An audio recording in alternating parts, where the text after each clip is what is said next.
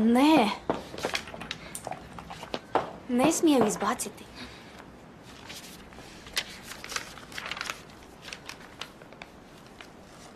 Pokušavam se složiti s njom, ali nevjerojatno me iritira.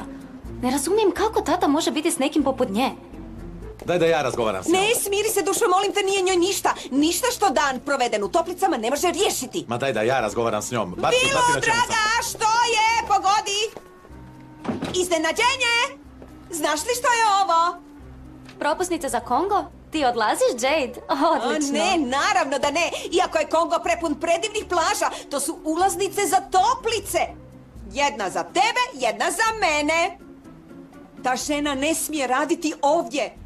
Vidiš, s obzirom da te toliko volim, odlučila sam provjeriti dotičnu i pogodi što.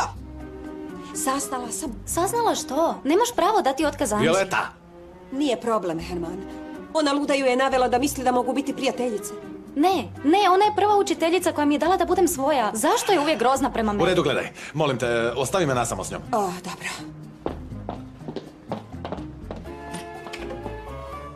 Ovako, slušaj me dobro. Jade je u pravu i moraš je poštovati. Jade nije smjela otpustiti Anđi. Anđi nam je svima lagala. Molim te, to je bio nesporazum. Ona nije lagala, znam to. Slušaj, nitko iz agencije nije znao za nju. Ne daj da te zavara. Kako ne shvaćaš? Poznajem ju jako kratko, a imam osjećaj da ju znam oduvijek. Mora postojati objašnjenje za to. Moraš ju nazvati za mene, molim te, tata. Čini to za mene.